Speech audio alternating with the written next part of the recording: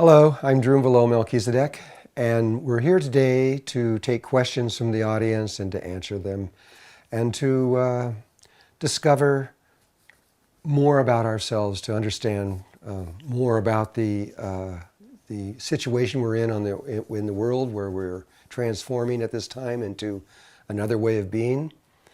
Some people call this ascension. And so I'm going to just get right into it.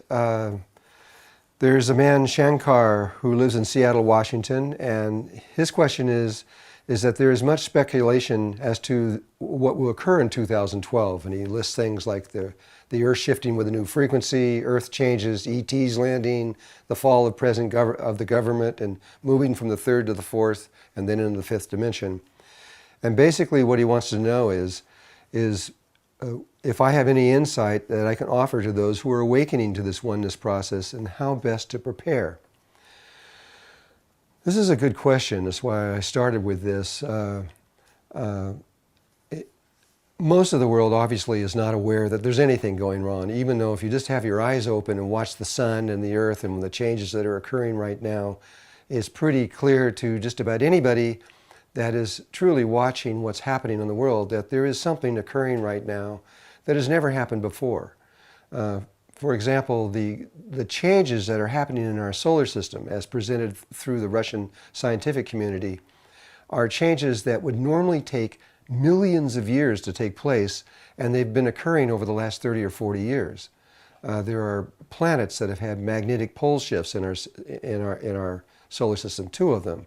There are new atmospheres forming around Mars that would take very long periods of time to see these things, and they happen over a 10-year period.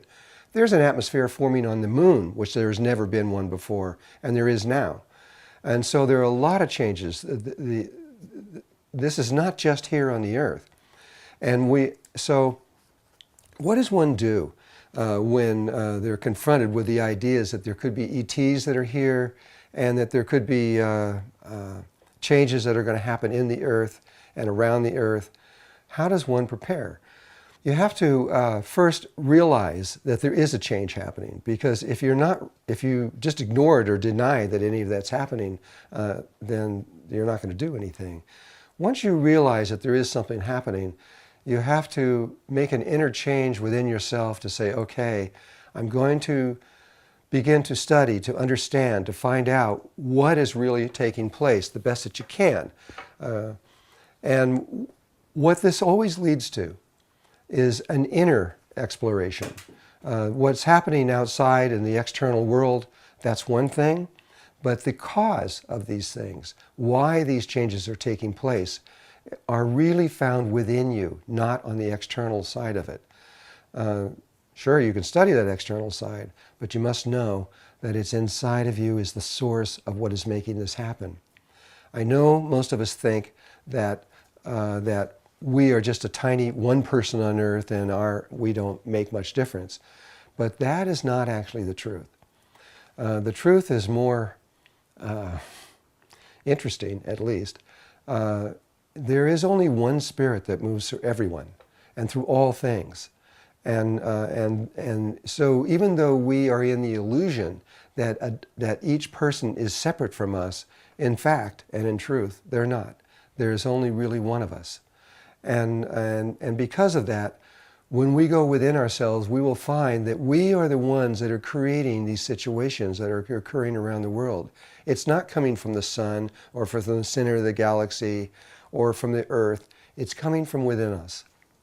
And it is within us that we find the answers to these kinds of things. It's through meditation. It's going deeper and discovering all the different interrelationships that we have to the external world.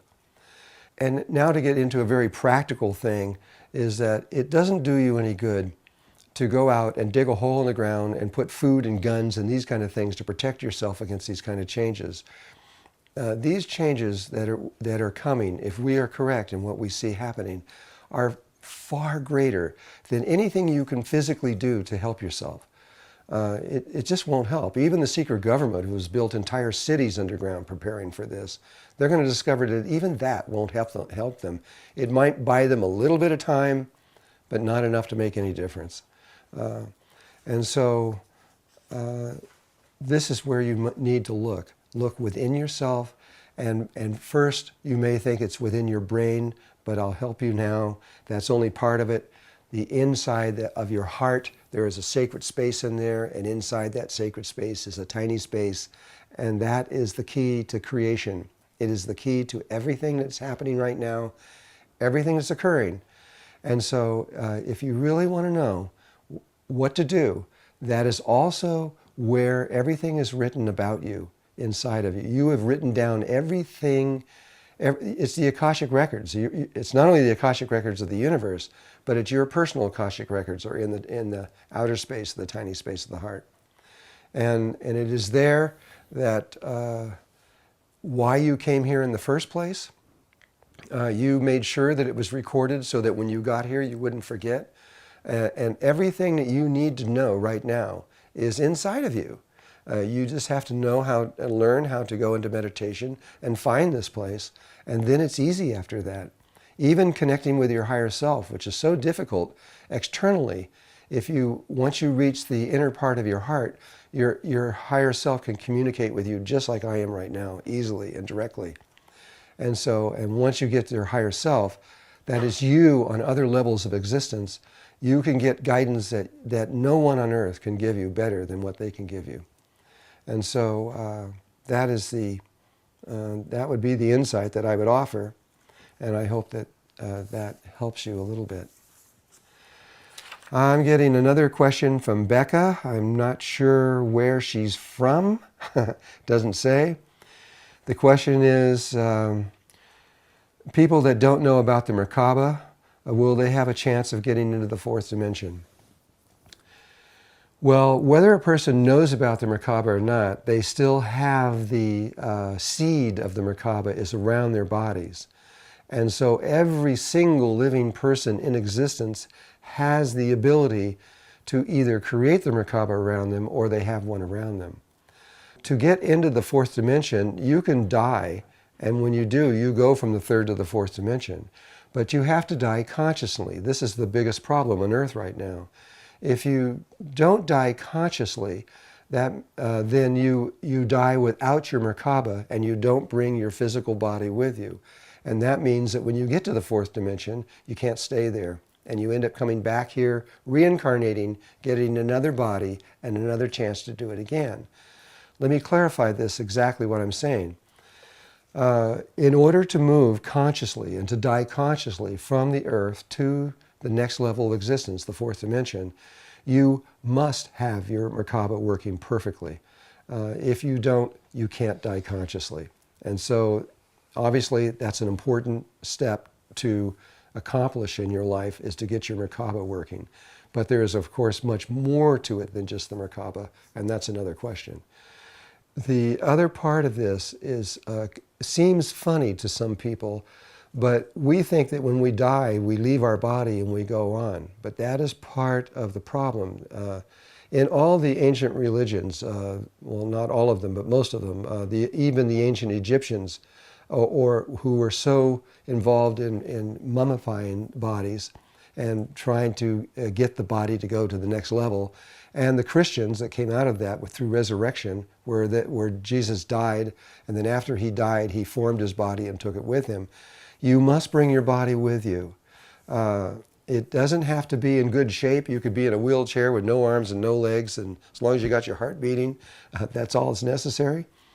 But you do have to bring it with you, because what the reality is that when you are born onto the fourth dimension, it is very similar to being born here. When you come here, you come from another world, you come in and you step into a little tiny baby's body, and you're born out into here, and then that body begins to grow and get bigger and bigger and bigger until finally you become an adult. Well, as you go into the fourth dimension, this body, as you bring it over to the next level, is a baby there. And it will do the same thing. It is also going to start growing. You're going to start getting taller, and you're going to reshape your body. New organs are going to form. A huge brain is formed. It's almost 3 times as big as the one you have now. And females are going to be about 10 to 12 feet high, and males are going to be about 14 to 16 feet high. And it's very humanoid. It looks very much like us in many ways, but it's a very different body, and it is capable of functioning on the fourth dimension. And so I don't know if I answered that question or not. I hope that I did. But you do need your Merkaba, which was the basic question, to get into the fourth dimension. And so you need to either remember it, which is possible. You could do it without anyone, or you need to get help from someone that can do that. We have a program with the Awakening the Illuminated Heart, which is a program designed for someone to do exactly that. You can go on to drunvalo.net and look under the School of Remembering, and there you will find people that are trained all over the world that can help you into remembering what the Merkaba is and how it all works. And a lot of more information that is actually far more important than even the Merkaba. Okay, let's see. This one is Kita from France, and she says that I mentioned that our fathers are from Sirius, but she's read from other channels that they are from the Pleiades. Okay, let me explain this. The creation of the human race came about from a mother and a father. Every race that's ever been developed always began with a mother, and a mommy and a daddy, just like an individual. And in our case, it started from the Nephilim, which is a planet that is outside of our viewing here, but NASA has now located this planet, and they know that it's really real. And if you go back into the Sumerian records, which are the oldest written records on Earth, about 6,000 years old, that we know of anyway, there it explains exactly who these people are, the Nephilim, and it says right in there that they are the mother, the female part that created our race. The other part, the external part that came from off-planet to meet with us, was the Syrians. And they were the ones that are literally our father that joined with the Nephilim to create the human race. The Pleiadians are very, very close to the Syrians, even though the distance between their star systems is great. The lines of energy as they flow through time and space and dimension flow from the Pleiades to the Syrians, to Sirius, and to the Earth. And so there is a relationship between the Syrians and the Pleiadians. They're kind of like brothers and sisters. The Pleiadians do have a huge influence on Earth, as well as the Syrians. They both do. The Pleiadians are older, and they're farther advanced. The Syrians are third and fourth dimensional beings, whereas the Pleiadians are third, fourth, and fifth dimensional beings. They just started to achieve the fifth dimension in the last few months. It's a new thing for them. They're very excited. And so some people could see how the Pleiadians were a deep influence on creating our race. And they do have an influence on that, but they are not directly where the male energy came from. It came from the Sirius. From actually, to be specific, they came from Sirius B, third planet out. Okay, hope that helps.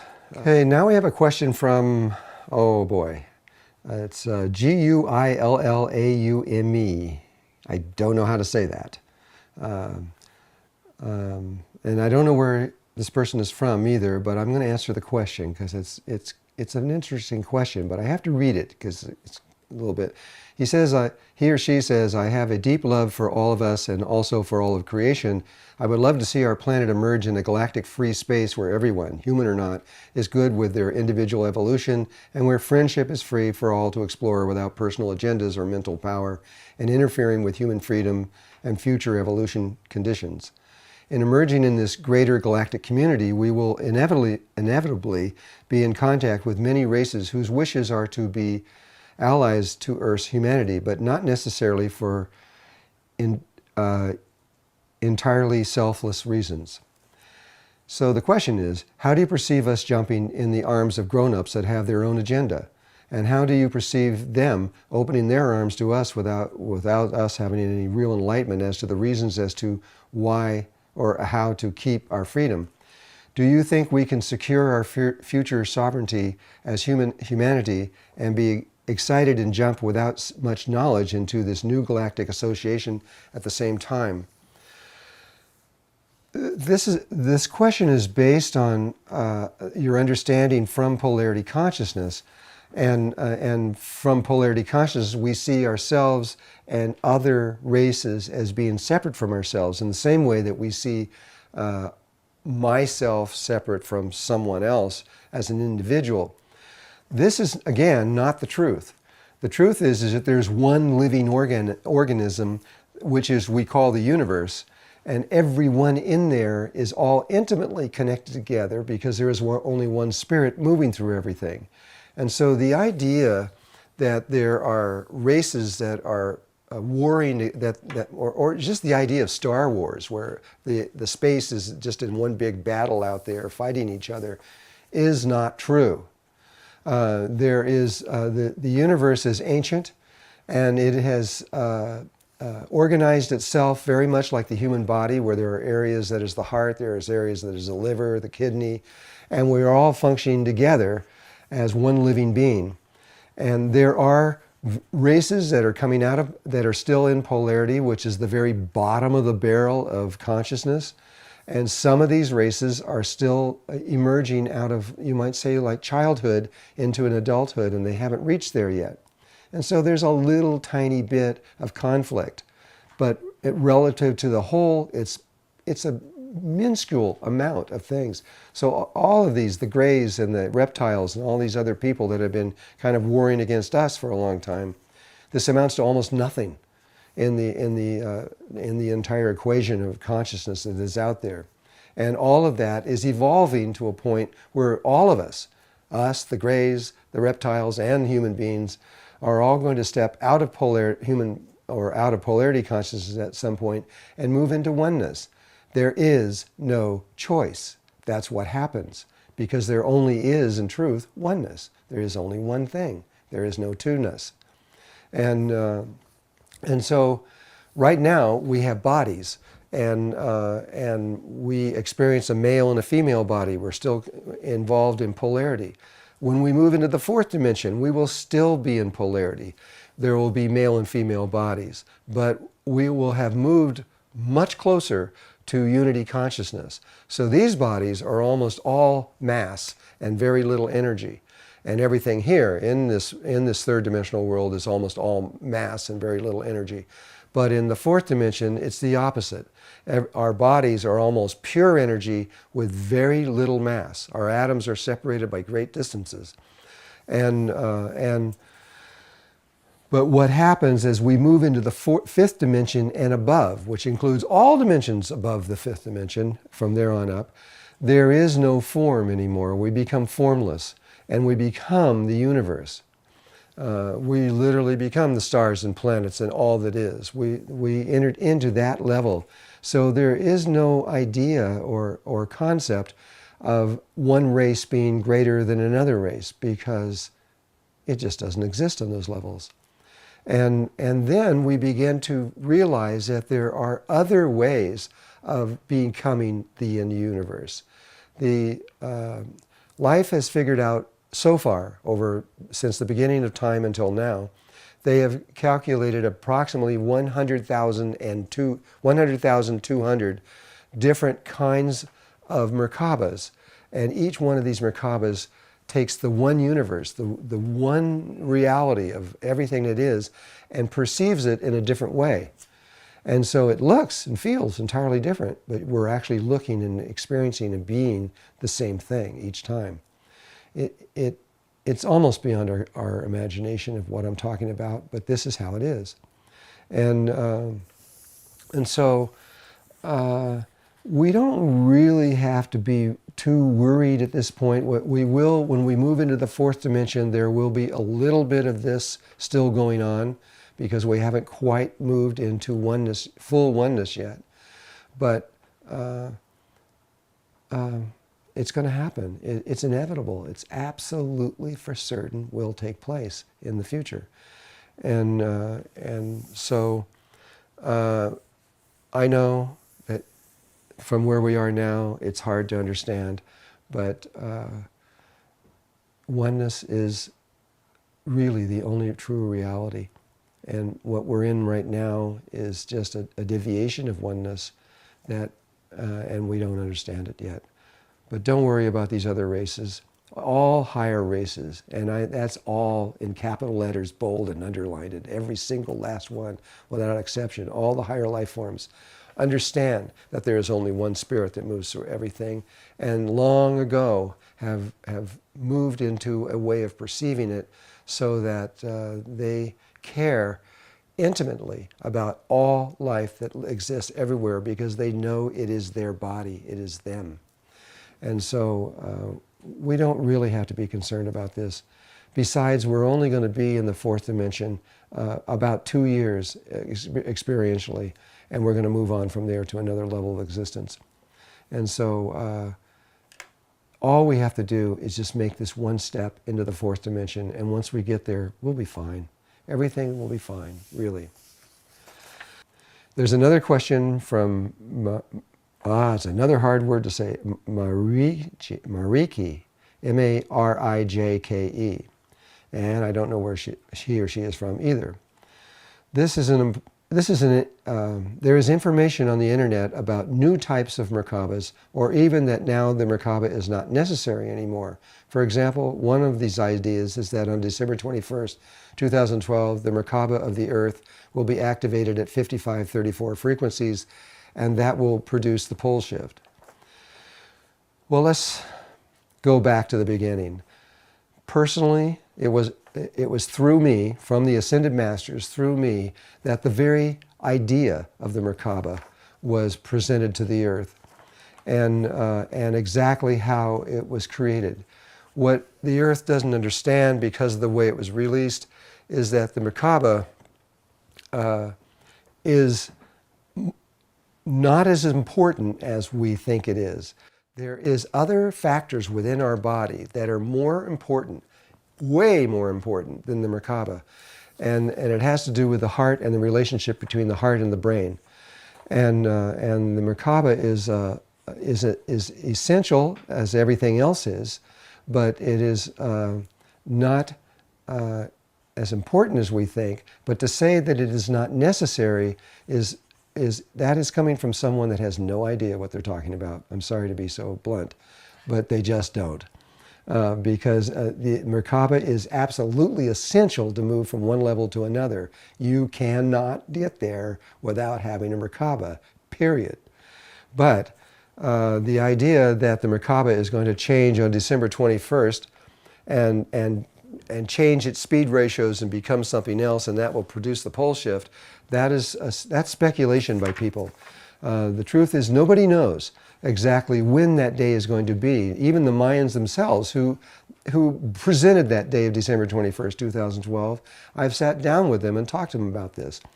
And they don't know when the change is going to happen. It could happen from the beginning. There's a window around that date, which is about 4 years on either side.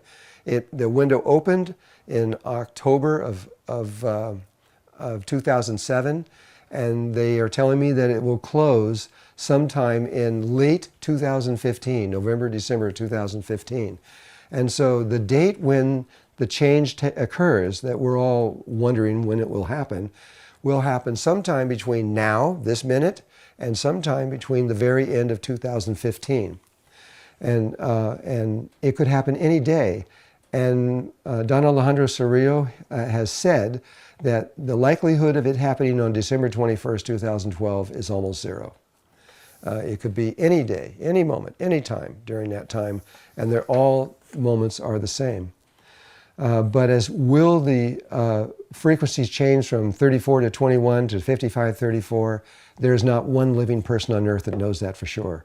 Only way that can happen, and when it happens, and what we change to, and what shapes we change to, that probably will occur. But it is a relationship between Mother Earth and Father Sun. It comes from the sun to the earth responds to it, and when it does, that's when the change takes place. And we don't know this. It is purposely being shielded from the sun and the earth. And so anyone that tells you these kinds of things, they're guessing. They don't know. And it isn't important for us to know either, because when this all occurs, our Merkaba that we have now, which is what the Earth and the Sun are using, and it's the reason why we're using it. The Earth and the Sun have a tetrahedral Merkaba based on 34:21 ratios, and so does the human body. But when we all make the transition over into another level, yeah, it's going to change, and whatever it changes to, we will automatically change according to what the Sun and the Earth set up. We don't even have to think about it. It will happen automatically. And so I really think that we should stop worrying about this Merkaba so much out there and trying to think that if we change it somehow, we're going to be able to get to the other side in a better way. That just is not possible. It has to occur according to the codes that come from the Sun to the Earth and then to us. And there is nothing we can do to change that. So, and we wouldn't want to, because in order to move cosmically in this way, we can't make those motions alone. It is the Earth and the Sun that causes ascension to take place. It doesn't happen from an individual. And so I hope that helps. And we'll go on to the next question. There was another question from Kita from France. And she says, I saw your conversation with Lilu. You mentioned that this universe will not exist at one point, and that we are going to move from the 144th level to the 145th level, and that we will end up in a brand new universe. Yes, I do agree with this, since basically I said it.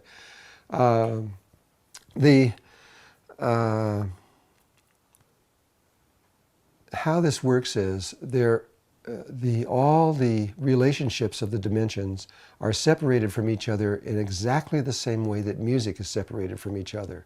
In fact, every single thing, without exception, that is in this universe is based on the harmonic of sound and music and frequency. And the dimensions are separated from each other by frequency.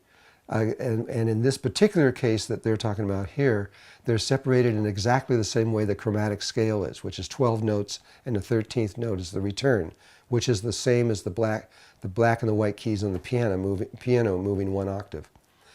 And if you look in the way the dimensions are, we are on the third dimension, meaning which would be equivalent to the third note on the chromatic scale.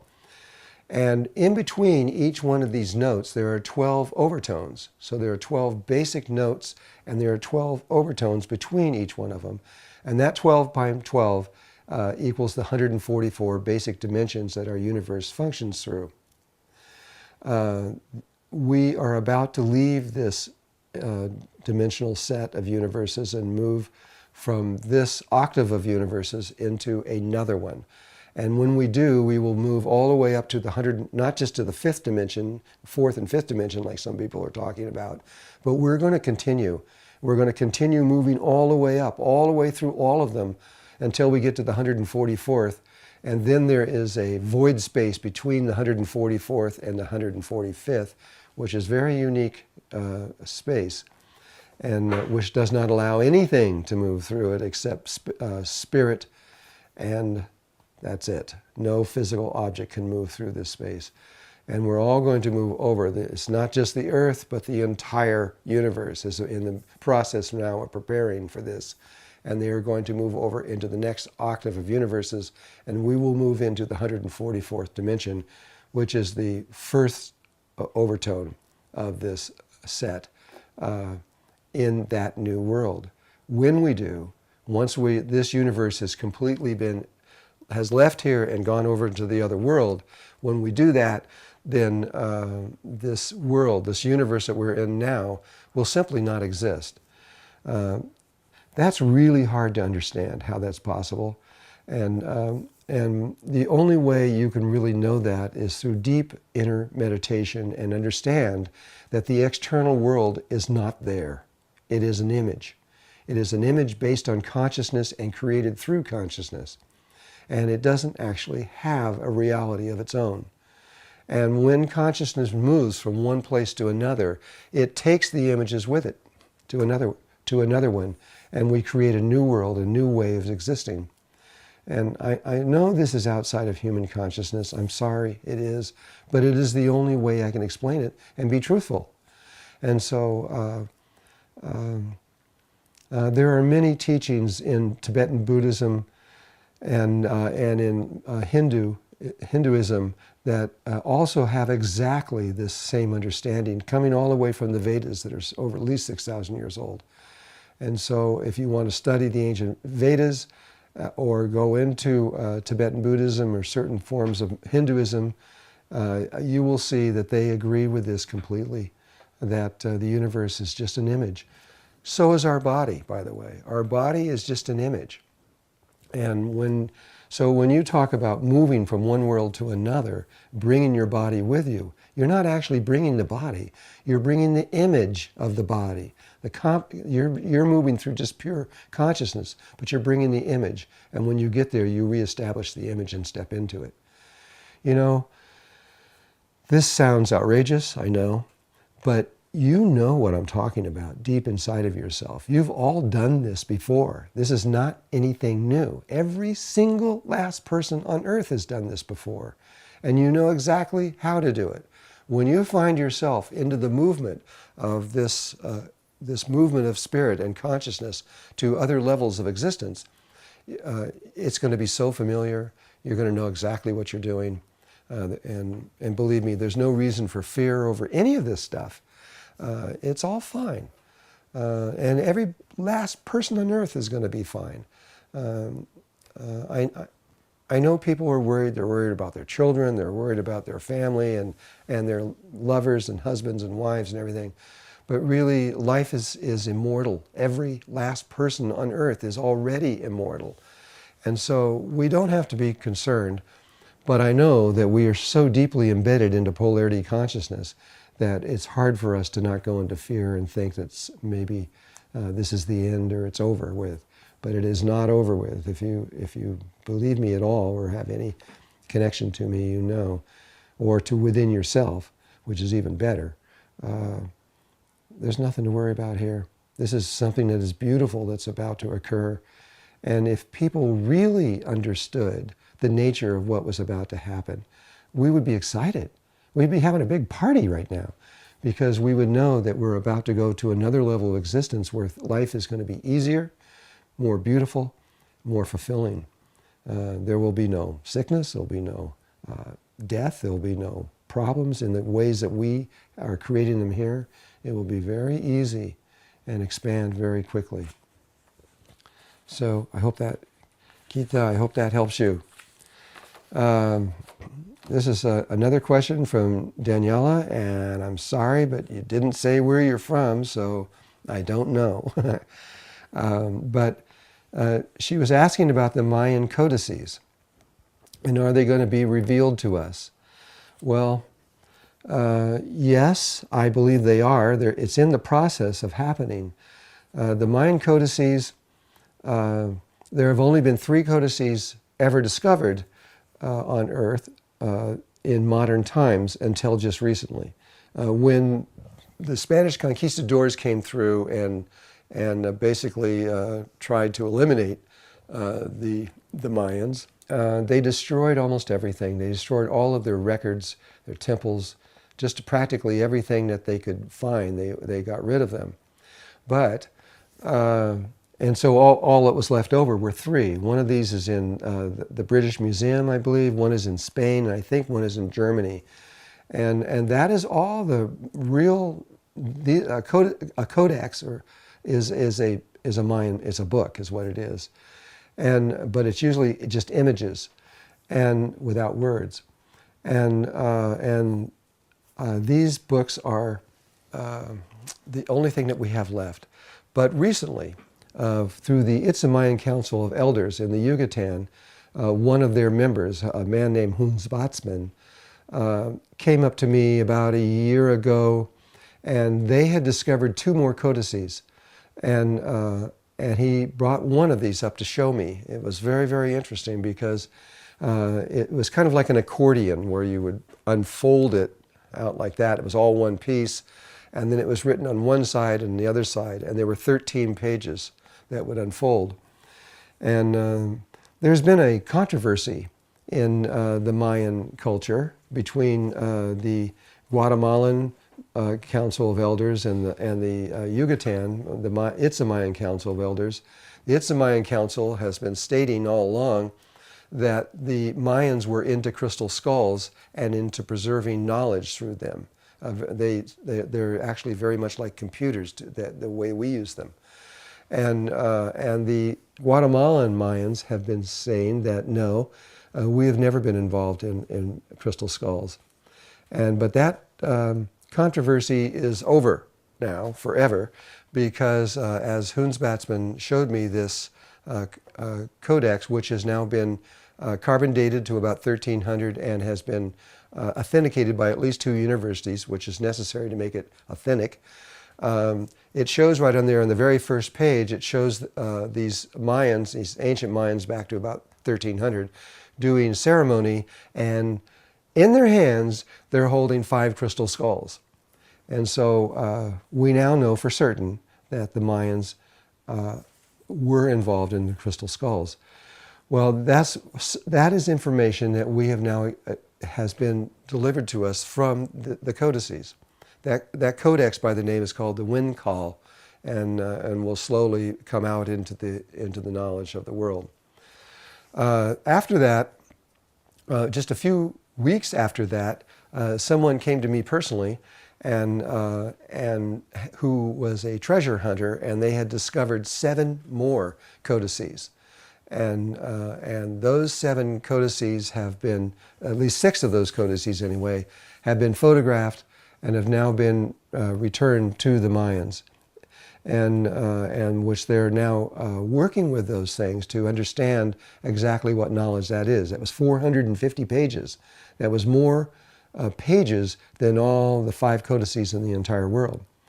But the excitement around that is that it was kind of like hitting the pinhead perfectly. In these 7 codices was the knowledge of exactly how to go from the 3rd to the 4th dimension. And it was something that they were missing and really, really needed. And so, as you can see, their knowledge is returning to them. Now we have discovered in a museum in Los Angeles, in their basement, hidden away from the whole world, that there's over 1,000 codices, Mayan codices, and they are ancient. They have been carbon dated, and they have been authenticated. And so we know they're sitting there, and we are in the process of trying to get these. This has not been easy because the museum does not want to reveal these for some reason. And so we've been working for several months trying to find a way to do this. If there's somebody out there that has any way to help us, especially with funding, that would be very, very good. We can get it so that you can give us this money through a nonprofit, because this whole procedure will be not for profit. We're not going to do this to make money. That's not in our hearts to do that. So those are some of the questions, and next time perhaps we will go on with more of these questions. I think we're setting this up so we do this every Wednesday, and we'll just continue to ask your questions. What I'd really like you to do is to give us your question over Skype or some other method that we can see your face, see you talking, giving us the question. And that way we can put it on the screen behind me here so the whole world can see you, and I think it'd be more interesting. So please, in the future, if you can, give it to me visually. Okay, thank you guys. I love you very much. Bye-bye.